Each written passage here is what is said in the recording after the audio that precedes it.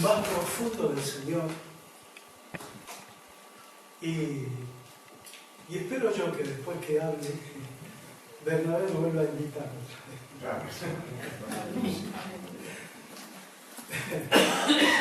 Pero bueno, hermanos, la palabra de Dios, la Biblia, es muy rica. Amén. Dice la Escritura que la bendición de Dios, ¿alguien se acuerda? Es la que enriquece.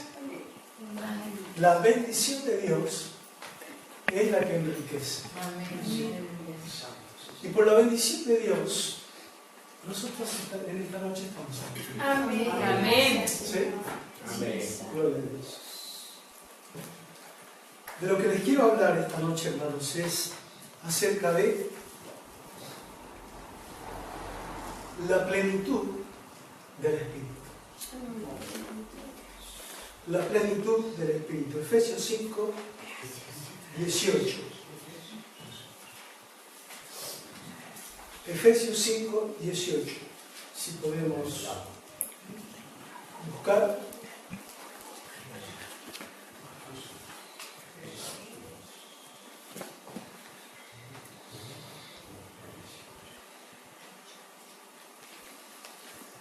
La plenitud del Espíritu o la llenura del Espíritu.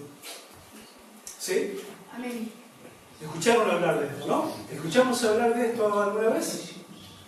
La plenitud del Espíritu tal vez no tanto, pero la llenura del Espíritu sí, ¿verdad? ¿Sí? ¿Lo tienen? Sí, amén. Efesios 5, 18. Efesios 5, 18. Vamos a mirar la palabra. Luego vamos a mirar también Romanos, capítulo 8, verso 9. Hechos de los Apóstoles 1, 18, capítulo 4.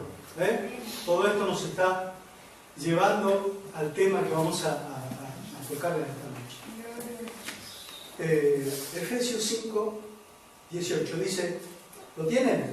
Sí. Dice, no os embriaguéis con vino, en lo cual hay disolución. Hay dos puntitos allí, ¿no? ¿Sí? Dice, antes bien ser llenos de ¿qué? Del Espíritu. Del Espíritu. Del Espíritu. Vamos a Romanos. Romanos capítulo 8, verso 9. ¿Lo tienen? Amén. Dice, más vosotros, entendamos bien, hermano, la escritura, entendamos bien. Dice, más vosotros no vivís según la carne, sino según el Espíritu. Y luego dice, si es que el Espíritu de Dios mora en vosotros. Y luego, ¿qué dice? Y si alguno no tiene el Espíritu de Cristo, no es de Él. Eso es fuerte, ¿eh? Eso es fuerte. Ahora, ¿para quién es tanto una palabra como la otra? Para los que hemos recibido a Cristo. ¿Sí? Amén. Pero vamos a descifrar en boletín qué es la plenitud del Espíritu.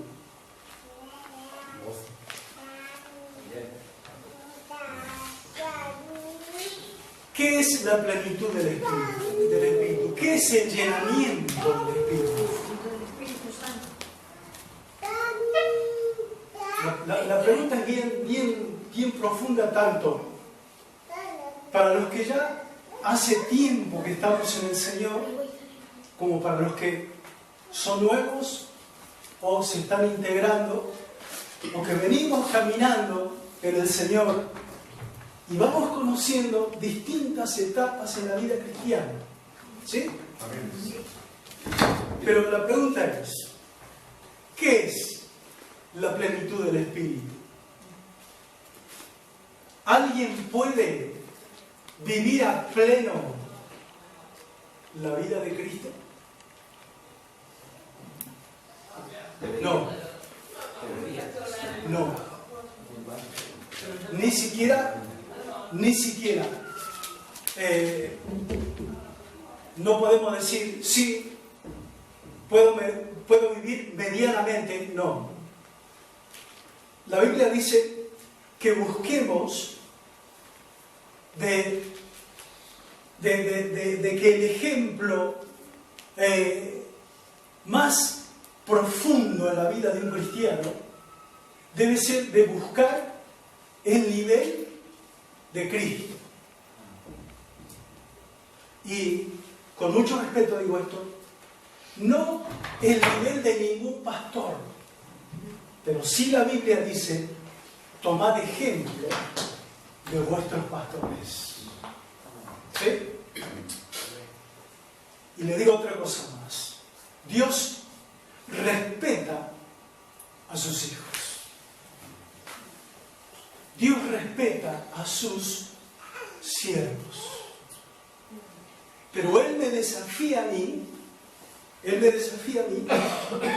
a vivir la vida de Cristo en pleno. ¿Qué es vivir en pleno? Todas las actividades que hagas en tu vida cotidiana, diaria, siguiendo sus pisadas. Muy sencillo. ¿Por qué la Biblia dice ser llenos del Espíritu? ¿Qué es algo que está lleno? Es un vaso que está lleno, que ya está usando al tope hasta arriba, por decirlo de alguna manera. Si esta botella que yo tengo aquí, ¿no? Está llena de agua. ¿Sí? Llena. Ya no cabe más. ¿Sí? Está completo. Eso es estar lleno, estar completo. Ahora, ¿qué nos pide el Señor a nosotros?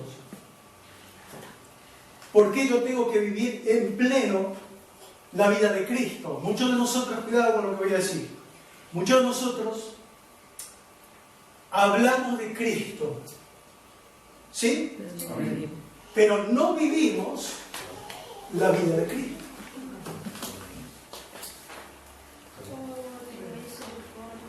Y que el Señor nos ayude, ¿no? Que el Señor nos ayude a vivir una vida. ¿Qué es vivir la vida plena en Cristo? Que Él habite en mí en todas las áreas de mi vida. Nunca llegaré a la plenitud, porque solo aquel que es pleno es Dios, es Cristo. Pero para hablar de estas cosas, yo no tengo mucho tiempo, no tengo reloj. Pero sí, ya a las 9, no. Pero para entender estos tipos, esta profundidad de la palabra de Dios, mi hermano, tenemos que conocer la soberanía de Dios. Eso, si me invitan a ver en otro momento, lo hablaré. La soberanía. Podría ser la mitad del saqueador, la mitad de los jueves. ¿No? Soberanía. ¿Qué es la soberanía de Dios? Porque para entender la plenitud de Dios, la plenitud del Espíritu, debo entender la soberanía de Dios. Está por encima de todo. Y Dios es soberano. Ahora, ¿qué es ser soberano? Me pregunto, ¿no? El dueño de todo. Soberano es Él es el dueño de todas las cosas, ¿no? Por su soberanía, mire, escuche, por su soberanía, en el año 1975, un chico, jovencito de 17, 18 años, 16 años, llegó a mi casa, en donde mi familia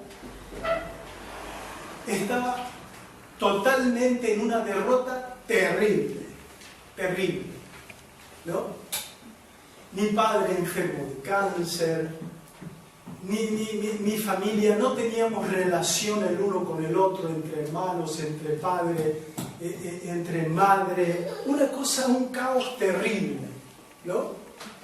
En la vida de una familia.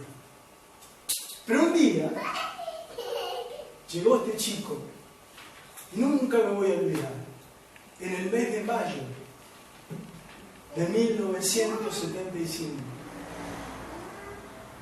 Y llegó en casa y él dijo, yo tengo un mensaje que a ustedes les puede interesar. Bueno, escuchamos el mensaje, ¿no? No entendíamos ni medio, pero escuchamos. ¿Y sabe qué? Por el mensaje de la palabra de Dios y que nosotros escuchamos, la soberanía de Dios vino a mi hogar. En su momento no entendíamos nada. ¿Qué será esto? ¿Será el Evangelio? ¿Quién será este Jesucristo? ¿Dónde vivirá? Nos gustaría conocerlo, le dijimos al chico, ¿no? Claro, no entendíamos nada. Y a todos nos pasó igual. No entendemos. Pero recibimos la palabra. Y Dios en su soberanía, ¿qué nos dejó? Su palabra. ¿Sabe por qué? La palabra de Dios es viva. Amén. Porque Dios está vivo. Amén. Dios no está muerto. Él está vivo. Y Él está aquí. Amén. ¿Y sabe por qué está aquí? Porque su espíritu está aquí. Amén. Aleluya. Y Él es el que está impregnado aquí en la palabra de Dios. Por eso la Escritura dice que la palabra de Dios es viva y es eficaz. Como soberano, su voluntad permanece por siempre. De modo que viva y eficaz. La eficacia de la palabra de Dios, en el buen sentido, que no estoy diciendo, en el buen sentido, ha penetrado en mí, Raúl, hombre. Nosotros, hermanos, somos por naturaleza pecaminosos. Somos personas que venimos de un estado de pecado, de ruina. Aunque no nos guste, eso es así. Pero la soberanía de Dios, un día, por su misericordia, nosotros, a ver, si yo pregunto, ¿qué es la gracia de Dios? Un favor inmerecido. ¿No? Un favor inmerecido. Claro, eso dice la Escritura, ¿verdad? Pero usted sabe qué es lo que quiere decir gracia de Dios. Una salvación que se regala una salvación, ¿no? Un perdón, ¿no? Como Dios, como creador de todas las cosas, de su gracia, Él nos ha salvado. Escuche. Nos ha perdonado. La gracia de Dios. Es que nos ama. Nos ama. No. La gracia de Dios. Nos ama por eso. Cuando la Biblia dice que Él derramó su gracia, ¿sabe qué derramó? Su amor. Su amor. ¿No? Entonces, yo soy salvo por amor, ¿no? De su voluntad. afectó mi corazón. ¿Y sabe qué? Como yo vengo de un estado caótico de pecado, ¿no? Dios en su misericordia envía de su Espíritu, ¿no? Para que su Espíritu, a través de su palabra, cuando yo la leo, por eso debemos leer la palabra del Señor y debemos orar a Dios. Amén. Son dos cosas que van tomadas de la mano, ¿no? Entonces, ¿qué pasa allí? Yo vengo a Cristo, no entiendo mucho de esto, pero vengo a la iglesia, escucho al pastor, leo la Biblia, oro al Señor, ¿y qué pasa? El Espíritu va trayendo a mi espíritu revelación de Dios. Amén. Eso se llama revelación de Dios. Lo que quiere decir que yo, un hombre que viene de naturaleza pecaminosa, de pecado, lejos de Dios, no puedo entender estas cosas. Entonces, por eso es que la Escritura dice, ¿no? La Escritura dice que los que no conocen a Cristo no pueden entender las cosas espirituales. Porque las cosas espirituales se nos es dado, escuchen, tenemos el privilegio de que el Señor, en su amor, en su misericordia, ¿no? nos ha dado esta bendición. De modo que cuando nosotros salimos a la calle y nos podemos encontrar con alguien que nos diga de todo, yo soy un hijo de Dios, que vivo aquí en la tierra una vida diferente a la que viven los demás. Soy igual que cualquier hombre, pero vivo una vida en Cristo, totalmente diferente. Esa es la vida del cristiano. ¿Y quién hace que yo viva una diferente a los demás? La presencia del Espíritu de Dios. Para que nos entendamos más, y muy sencillo. Antes de venir a Cristo, nuestro vocabulario era cualquier cosa, ¿sí o no? Nuestras costumbres eran cualquier cosa. ¿Sí? Tal vez estábamos en la calle o por allí, si alguien me decía algo y mira, te agarro del cuello y ¿sabe qué? Pero viene Cristo a mi corazón, entra Cristo en mí y se va posesionando en todas las áreas de mi vida. Aleluya, gracias. ¿Y sabe qué? Le voy a decir algo. Viene el Señor y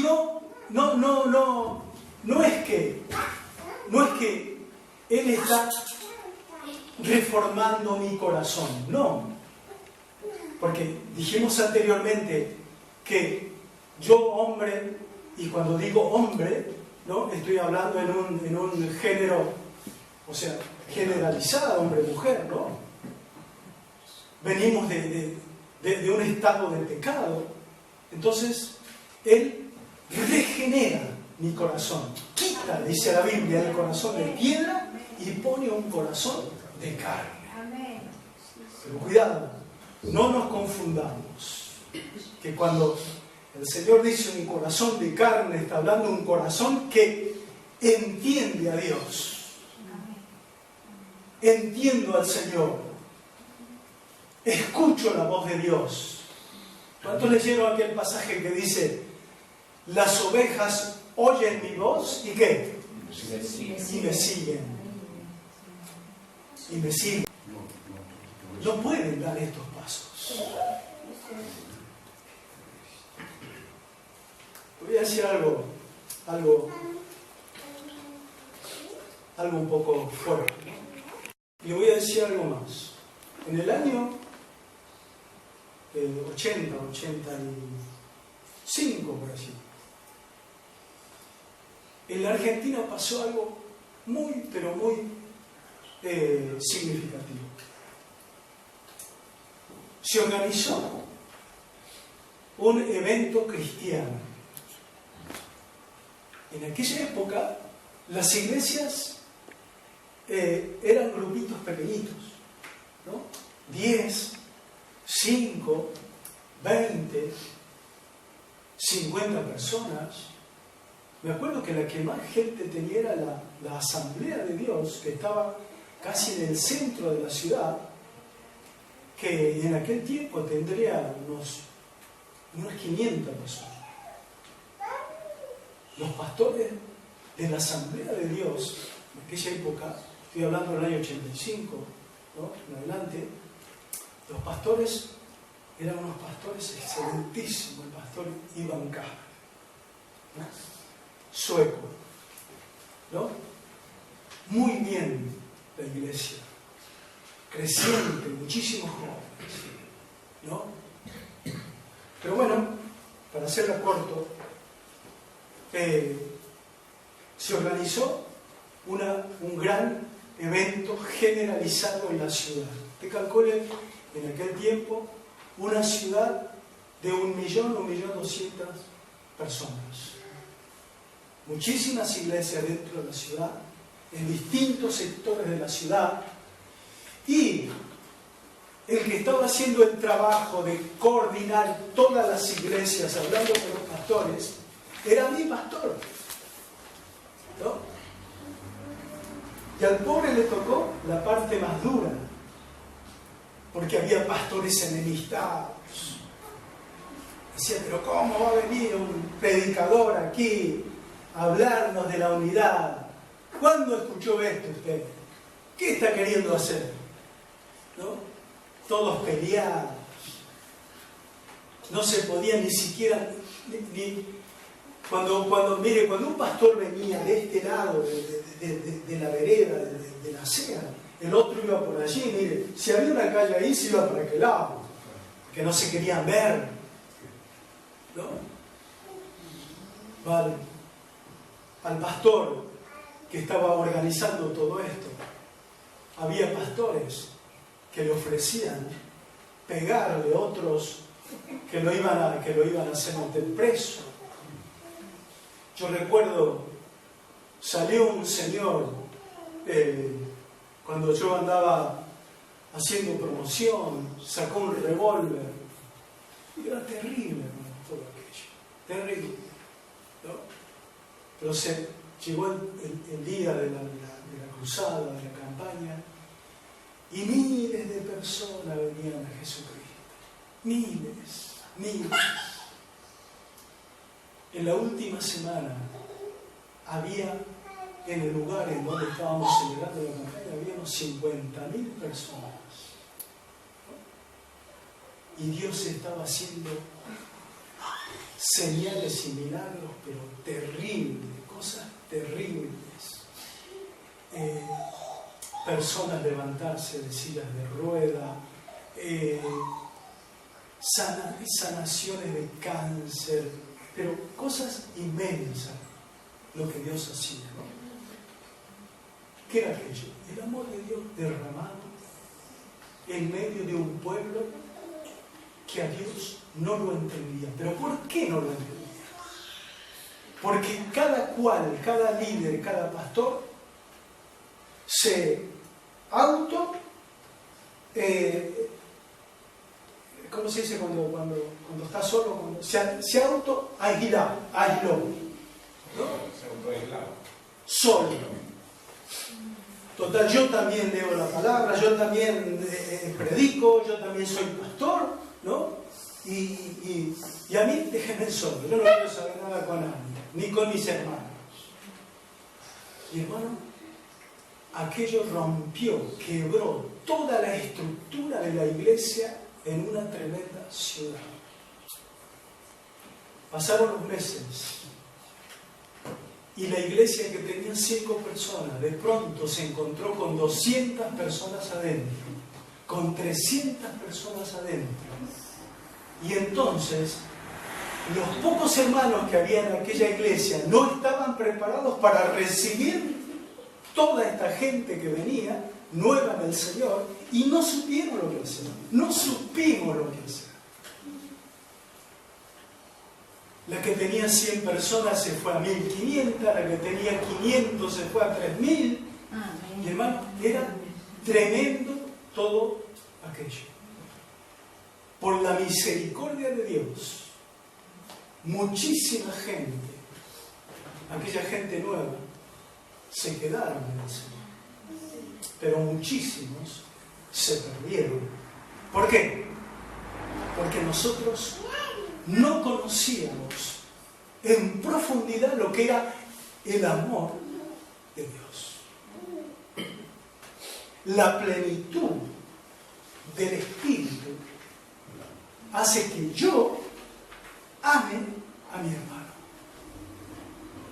Y decirle, hermano, en lo que yo te pueda echar una mano, por favor, cuenta conmigo. Cuenta conmigo. Yo conozco iglesias. El Señor a mí me dio el privilegio, me dio la posibilidad de poder conocer un poco Europa, la iglesia en Europa. Y hubo lugares en donde le puedo decir que me dio lástima estar. Lástima. Porque tú eres mi hermano. Cuando conocemos y cuando vivimos la vida de Cristo, de la que nos habla la Escritura, cuando tratamos de estar en pleno en Jesucristo, hermano, no importa que seas de la iglesia metodista, no importa que seas de la iglesia bautista, pentecostal, somos hermanos en Cristo. Amén. Pero ¿saben lo que está pasando hoy en día? Y lo que pasaba en aquellos años en Argentina. Bueno, al líder no le gustó lo que hacía el pastor. Y el líder enseguida decía, bueno, este pastor sabe que no me gustó lo que usted dijo, cómo usted está predicando, me voy y me abro una iglesia. Así pasaba en Argentina. Hoy está pasando eso aquí en España. Porque no conocen lo que es la plenitud del Espíritu. No hay una profundidad en la palabra de Dios. ¿Saben lo que yo dije? Cuando yo iba a venir a España, yo dije, Señor, yo voy a ir a España. ¿Pero sabe qué? Yo dije, Señor, jamás yo iré a querer montar una iglesia en algún lado.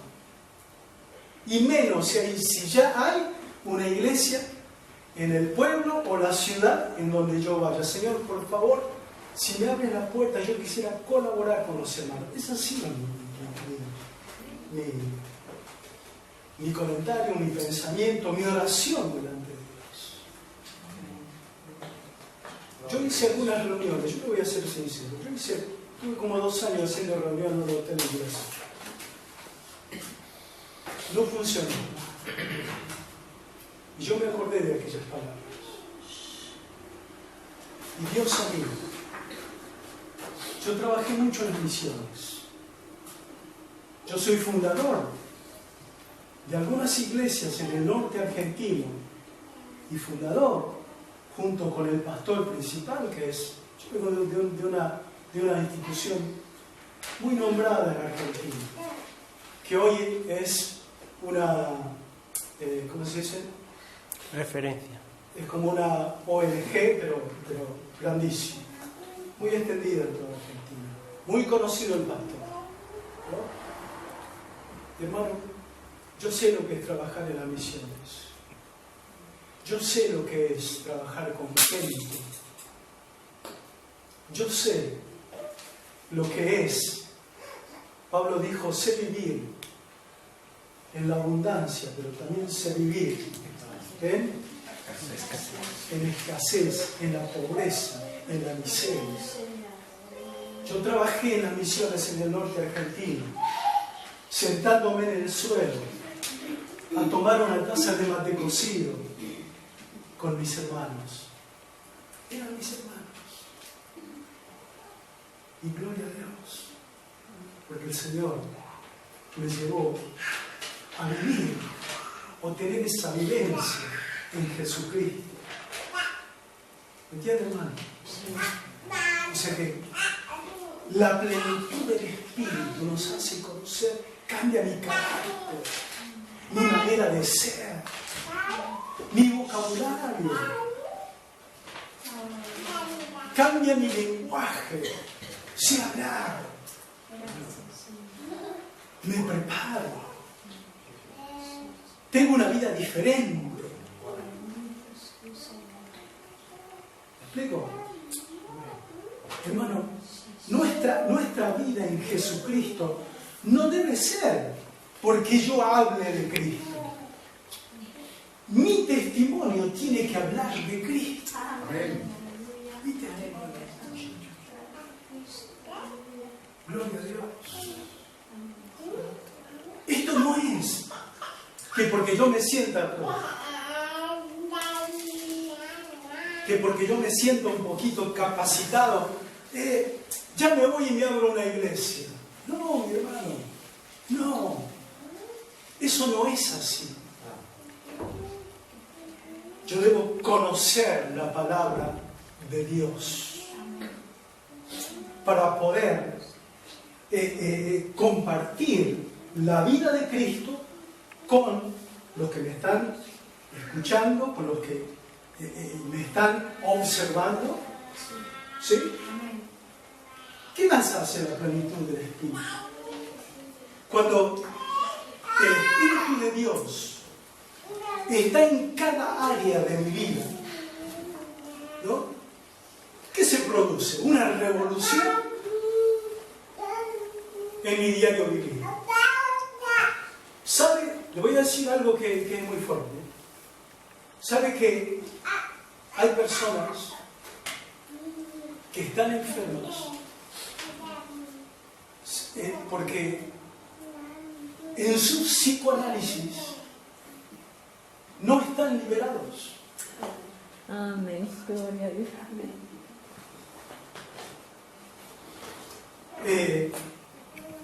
Hay un pasaje que dice que ay, Señor, está en bueno, se me fue. Dice que la alegría de Dios en mi corazón produce una revolución en mi cuerpo físico y me regenera. ¿Sabe qué? Le voy a decir algo. Es más fácil que una persona que viene por primera vez y tiene cáncer y usted le habla de Cristo se salve. Sí. Que un hermano que hace 15, 20 años que viene y siempre el mismo. Nunca pasa nada con él. ¿No? Pero cuando yo entiendo la palabra de Dios, ¿no? Cuando yo entiendo la palabra de Dios y yo la aplico a mi diario vivir y camino con ella y oro al Señor, hermano, comienzan a suceder cosas extraordinarias en la vida de un cristiano. ¿Sabe lo que sabía decir mi suegro? Cuando le preguntaba, hermano Luis, ¿cómo le va? ¿Cómo está usted? Mire, sabía decir, ¿no? Una contestación media chistosa. Decía, mire, estoy tan bien, pero tan bien, que pagaría para saber lo que es andar mal. Él nunca andaba mal, siempre estaba bien, ¿no? ¿Y sabe qué? Era un hombre que él se levantaba en la mañana, ¿no? Y él tenía la costumbre de siempre en el patio de su casa tener plantas de flores. Y él se levantaba en las mañanas y se lo escuchaba que le hablaba aquella flor, y le hablaba aquella otra flor, un jazmín, una rosa, qué sé yo, solo él entendía de plantas, yo no entiendo mucho, ¿no? Pero él, yo observaba eso, ¿no?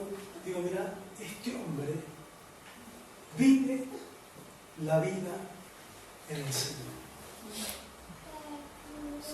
¿No? ¿Y sabe qué pasa con estas personas que viven esa plenitud en Dios, aunque no lo consiga, porque el único pleno es Cristo, ¿no?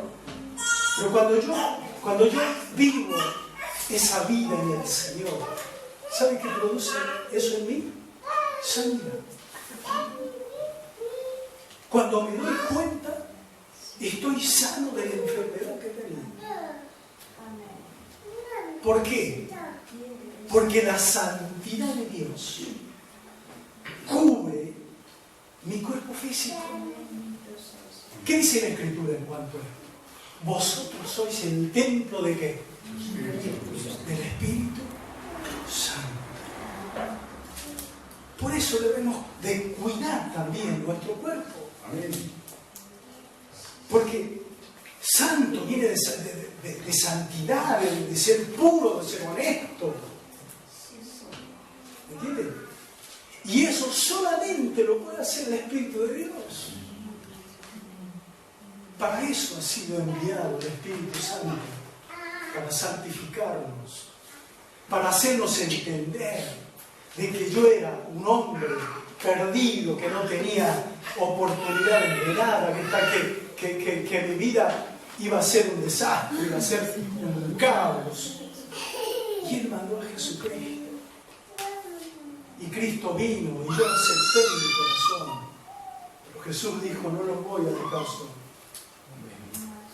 Voy a dejar de mi espíritu para que esté con vosotros. No van a estar solos. De modo que no hay razón para que el cristiano viva la vida del derrote. Ya en otro momento vamos a hablar de lo que es la soberanía de Dios. Hay mucho más de esto, eso no es nuevo. Hay mucho más en esto. ¿Vale? Pero mi hermano, acepte a su hermano como su hermano. De vez en cuando pregúntele, aunque sea pregúntele, hermano, ¿cómo estás? No es para ir todos los días a su casa. ¿Entienden? Pero tiéndale su mano, salúdelo. Es mi hermano. Ah, pero yo vengo de la iglesia pentecostal. No, yo con usted no quiero saber nada. Pero él es mi hermano. ¿Acaso no estás en Jesucristo? Yo le dije a un pastor que me llamó esta semana. Me dice,